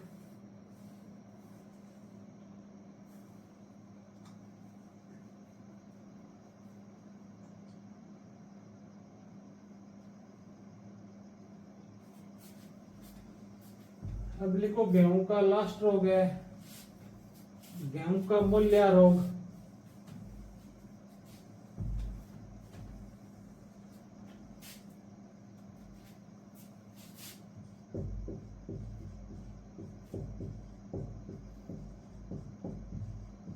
गेहूं का मूल्या रोग, इसे शिष्ट या पुट्टी सूत्रकृमि भी कहते हैं, शिष्ट या पुट्टी सूत्रकृमि रोग भी कहते हैं। गेहूं का मोलिया रोग, इसे शिष्ट या पुट्टी सूत्रकृमि भी कहते हैं। ये टेरोडेरा एविनी सूत्रकृमि के द्वारा होता है। इसका रोग कारक है ये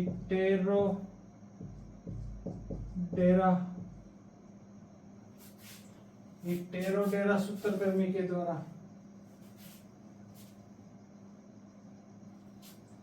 टेरोडेरा एविनी सूत्रकृमि, एविनी सूत्रकृमि के द्वारा।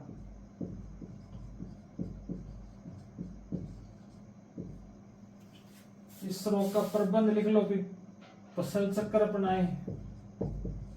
फसल चक्र ही क्या इसका प्रभावी नियंत्रण है।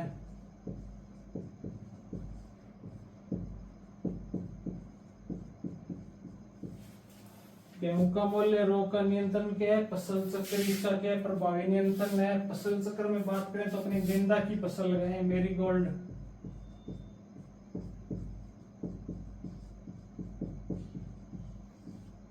गेंदा या मेरीगोल्ड। गेहूं का मूल्य रोग, इसे शिष्ट या पुट्टी सूत्रकृमि कहते हैं, जो टेरोडेरा एविनी सूत्रकृमि के द्वारा होता है। इसमें क्या है, फसल चक्र के प्रभावी नियंत्रण है।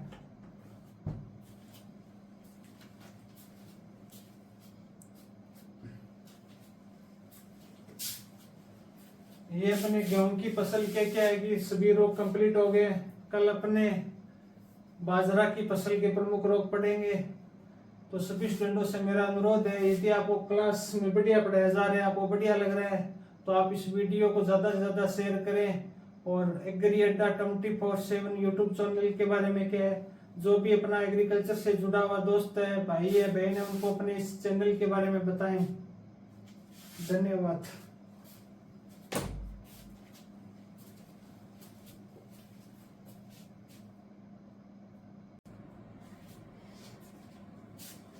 अगला रोग लिखो, गेहूं का अनावृत कंडवा रोग।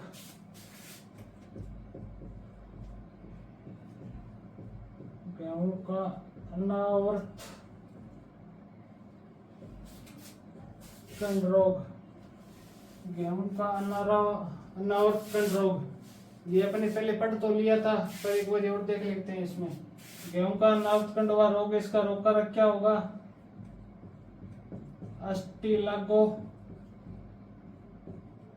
अस्टिलागोनिडा ट्रिटिसाई।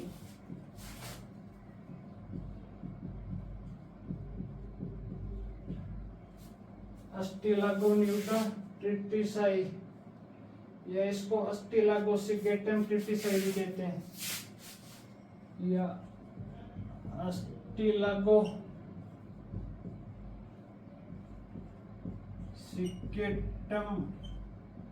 ट्रिटिसाई।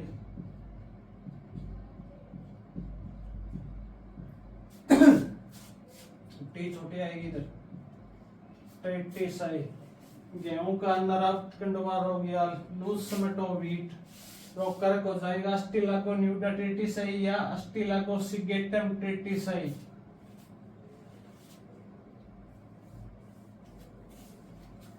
इसके लक्षण की बात करें तो इसमें क्या है कि गेहूं की क्या संपूर्ण बाली होती है ना, गेहूं की संपूर्ण बाली में दानों के स्थान पर क्या है, काले रंग का चूर्ण जमा हो जाता है। जो काले रंग का चूर्ण होता है वो कौन से बीजाणु की उपस्थिति के कारण होता है, टीलियोस्पोर। इसके अंदर लिखो संपूर्ण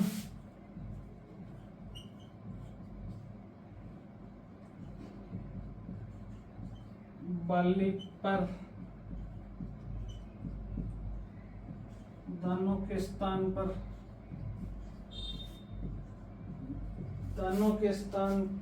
काले रंग के दानों के स्थान पर काले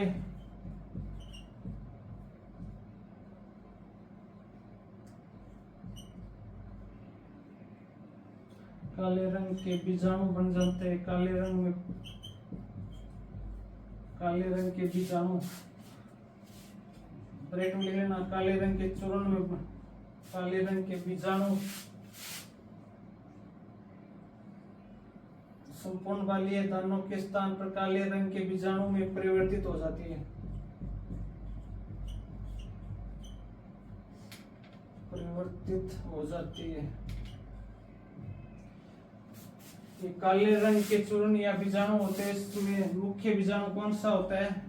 टीलियोस्पोर। टीलियोस्पोर बीजाणु के कारण क्या है, भी इनमें गेहूं की फसल में बाली के स्थान पर क्या बन जाते हैं? काले रंग का चूर्ण बन जाता है। केवल जो बाली का रेचिस प्लस शुष्क भाग होता है ना, उस भाग पर क्या है कि ये काले रंग का चूर्ण नहीं बनता। रेचिस या शुष्क भाग को छोड़कर, रेचिस या शुष्क भाग को छोड़कर एग्जामिनर पूछ ले भी बाली के कौन से भाग पर क्या भी अनावृतकंडवा रोग के लक्षण नहीं प्रकट होते। रेचिस और शुष्क भाग होता है ना, उस पर क्या भी ये लक्षण प्रकट नहीं होते। बाकी संपूर्ण बाली क्या है काले रंग के चूर्ण में परिवर्तित हो जाती है। डीपली क्वेश्चन पूछे एग्जामिनर तो यहाँ से अच्छा क्वेश्चन बन सकता है। बाली का कौन सा भाग है जो अनावृतकंडवा समट डिजीज से प्रभावित नहीं होता या काले रंग के चूर्ण इस पे क्या प्रकट नहीं होते? तो रेचिस और शुष्क भाग। और इससे भी डीपली क्वेश्चन पूछना चाहेगा तो एग्जामिनर पूछ सकते हैं टीलियोस्पोर बीजाणु की टीलियोस्पोर बीजाणु के द्वारा बाली के कौन से भाग पर क्या है वो अपने लक्षण प्रकट नहीं करता है? रेचिस और शुष्क भाग हो जाएगा।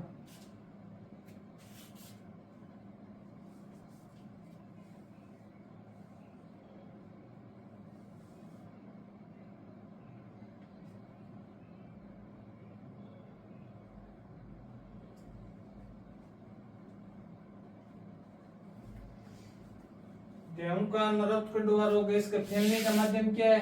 मैंने सभी का एक साथ ही लिखाया था। गेहूं का अनावृतकंडवा, जौ का अनावृतकंडवा, जैविक का अनावृतकंडवा, इसका फैलने का माध्यम क्या है? सीड यानी बीजोड़ रोग है। तो इसके अपने उपचार में क्या काम में लेंगे? कौन कौन से रसायन काम में लेंगे मैंने आपको बताया भी था।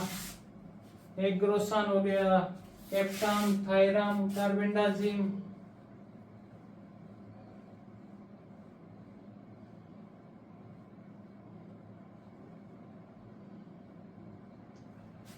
समट रोगों के नियंत्रण में मैंने कंट रोग में कौन सा लेते हैं? विटावैक्स।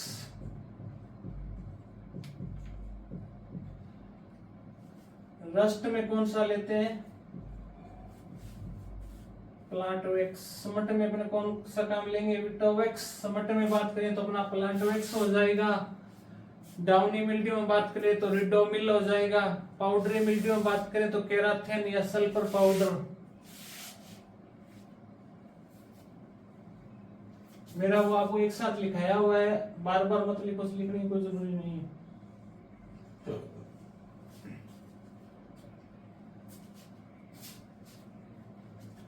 इसमें क्या है कि प्रारंभ में जो बीजाणु होता है वो चमकीली झिल्ली से ढके रहते हैं और बाद में वो क्या फट जाती है।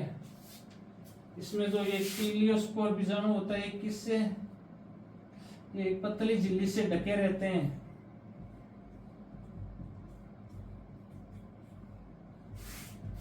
पतली झिल्ली से ढके रहते हैं, बाद में वो झिल्ली क्या फट जाती है तो ये पूरे बाली के अंदर फैल जाते हैं।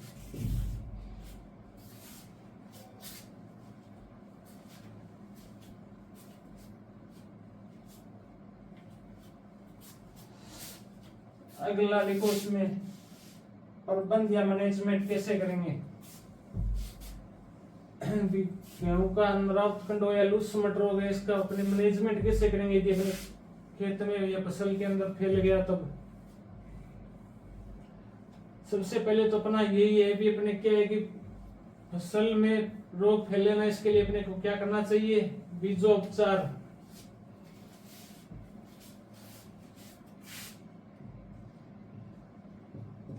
बीजोपचार में अपने क्या काम में लेंगे?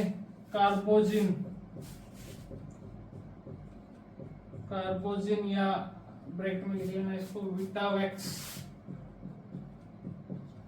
विटावैक्स 2 ग्राम मात्रा।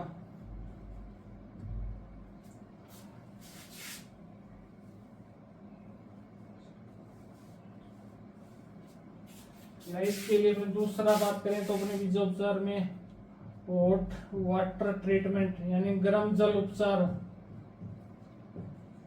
बीजों को क्या है कि बोने से पहले हॉट वाटर ट्रीटमेंट से क्या करेंगे, उपचारित करेंगे।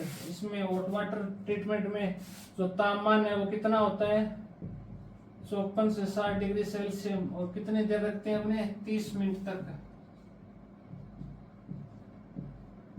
हॉट वाटर तापमान कितना होना चाहिए,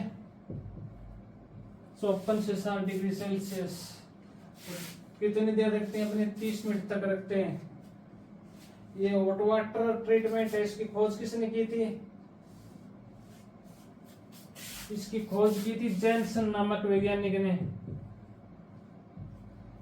खोज की थी जैनसन नामक वैज्ञानिक ने 1887 में। आलू के 75 अंगमारी रोग को नियंत्रण किया था सबसे पहले। आलू का 75 अंगमारी रोग था ना, उसको नियंत्रित करने के लिए 75 अंगमारी रोग में हॉट वाटर ट्रीटमेंट, गर्म जल उपचार।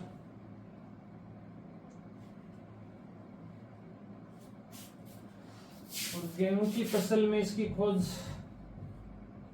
गेहूं में इसकी खोज किसने की थी, स्विंगल ने। स्विंगल ने 1892 में। स्विंगल नामक वैज्ञानिक ने।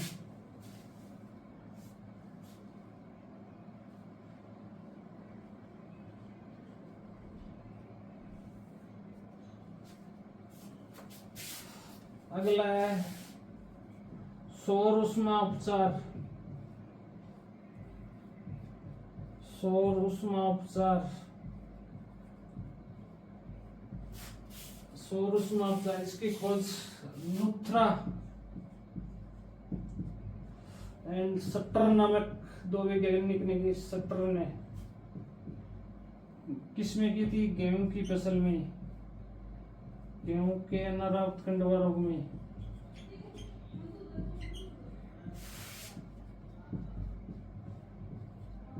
गेहूं के अनावृत कंड रोग में।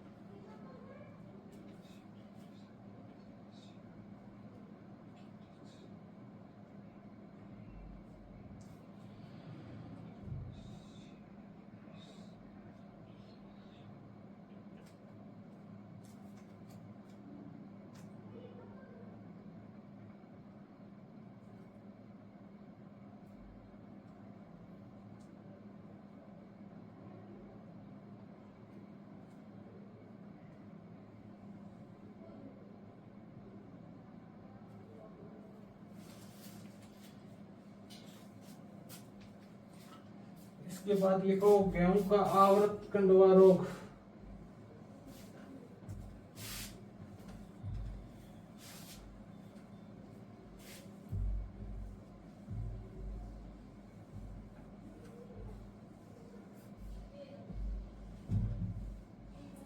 अगला रोग कौन सा है, गेहूं का आवृत या कवर्ड स्मट ऑफ व्हीट। गेहूं का आवृत कंड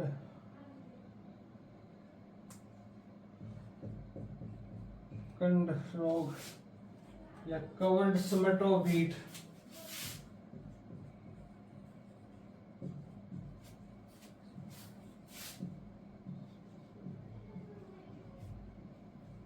covered smut disease of wheat गेहूं का और कंड रोग है। इसको बोल स्मट या कॉमन स्मट भी कहते हैं।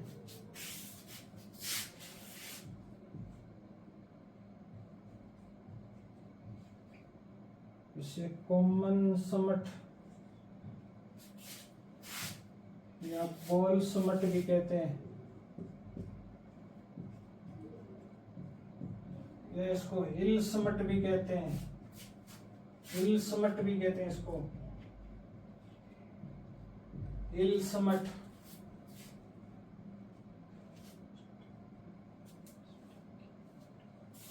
हिल स्मट या स्टिकिंग स्मट या कंड, स्टिकिंग कंड या इंडियन कंड यानी भारतीय कंड भी कहते हैं इसे, भारतीय कंड। इसके क्या इतने अन्य नाम है। गेहूं का कंडवा रोग है, इसे कॉमन स्मट, बोल स्मट, हिल स्मट, स्टिकिंग स्मट या इंडियन स्मट नामों से क्या जाना जाता है। इसके रोग कारक की बात करें तो रोग कारक हो जाए टिलेसिया ट्रिटिसाई। इसका रोग कारक क्या होगा? टिलेसिया ट्रिटिसाई, टिलेसिया ट्रिटिसाई या इसको क्या बोलते हैं, टिलेसिया केरीज भी हो सकता है, टिलेसिया केरीज। टिलेसिया ट्रिटिसाई या टिलेसिया केरीज भी दे सकता है, या टिलेसिया लेविस या फोइटिंडा भी दे सकता है, या इसको टिलेसिया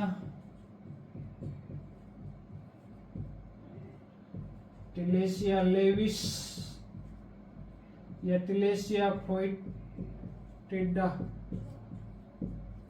टिलेसिया फोइटिडा।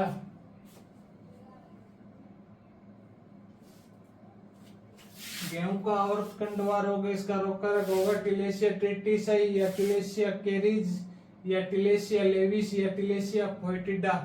इन चारों में से एग्जामिनर कोई भी एग्जाम में अपने एग्जाम में पूछ सकता है, तो अपने को चारों नाम ध्यान में रखना है। टिलेसिया ट्रिटिसाई, टिलेसिया केरीज, टिलेसिया लेविस, टिलेसिया फोइटिडा।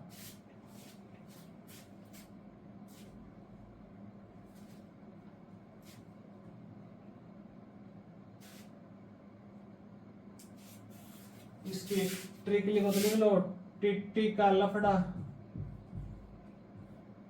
टिट्टी का लफड़ा केरीज के साथ। टी से टिलेसिया ट्रिटिसाई, टिलेसिया लेविस, टिलेसिया फोइटिडा, टिलेसिया केरीज। टी से याद रख लेना टिलेसिया,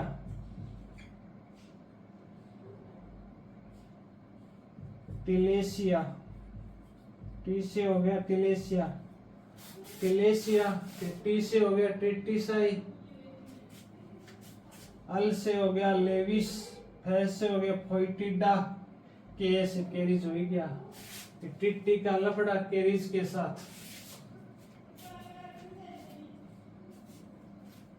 मैनेजमेंट है वो सेम है, मैनेजमेंट है वो गेहूं के नारावत कंडवा के समान ही है, सेम। गेहूं के नारावत कंडवा में जो मैनेजमेंट पढ़ा था प्रमुख वो सेम ही नारावत कंडवा के अंदर होगा।